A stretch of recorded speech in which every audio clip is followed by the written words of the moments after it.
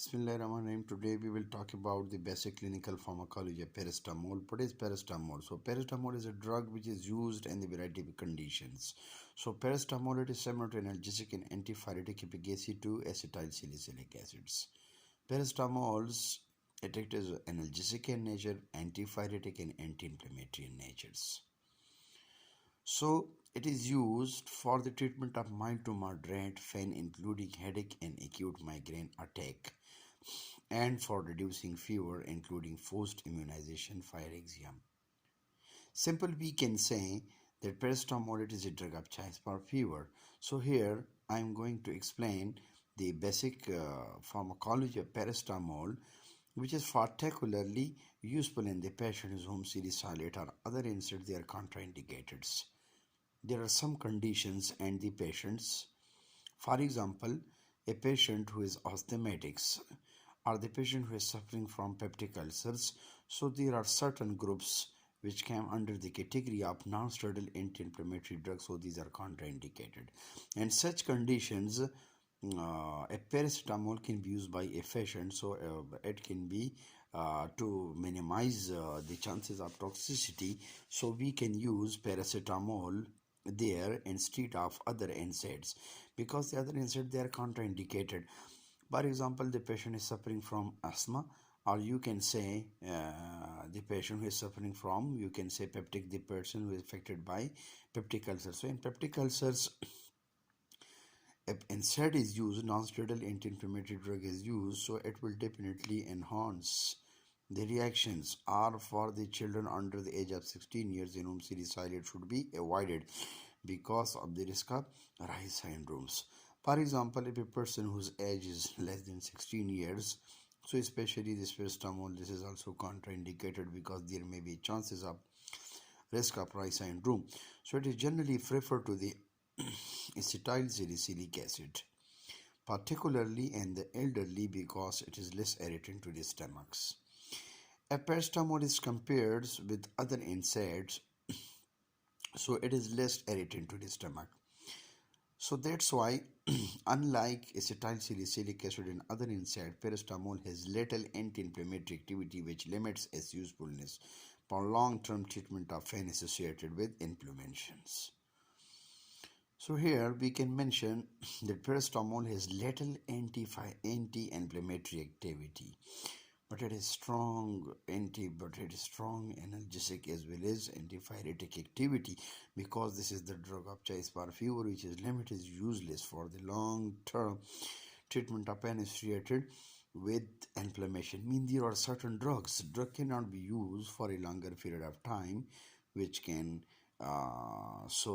we can say there may be chances of toxicity, there may be chances of adverse drug reactions, which limits its usefulness. So however, its inflammatory components, however, it is useful in the management of osteoarthritis. Let's suppose in case of osteoarthritis, when there is inflammation in the joint, so we can say this drug can be also useful in the treatment of pain associated problem like osteoarthritis, a condition with only a small inflammatory components. Now here, let's see here that simply we can say here in this case the normal dose adverse effects are rare, but overdosing with a single dose of 10 to 15 grams is particularly dangerous because it may cause hepatocellular necrosis and less frequent in renal tubular necrosis. Simple, we can say that there are certain drugs which are used in the treatment of pain management. So here we are going to recommend paracetamol as a drug of choice for viewers. But if we are going to maintain the normal concentration of this drug, so it means its ADR, adverse drug reaction, it must be minimized. Here, now let's say, as it is seen, paracetamol, it is available in tablet form. It is of 500 milligrams. It may be available and the form of dispersible tablets, soluble tablets, paracetamol 120 mg, 500 milligram. They are not included on WHO model list. Oral solutions, they are also available in the form of oral solutions. For example, those patients who are unable to take the drug orally. So paracetamol 120 milligram per 5 ml, 120 milligram per 5 ml, 250 mg per ml, and 120 mg per 5 ml and 250 mg per 5 ml strength not included on WHO model list. So here they are also available in the form of suppositories. Paracetamol 60 milligram, 100 milligram, 125 milligram, 250 milligram, 500 milligram.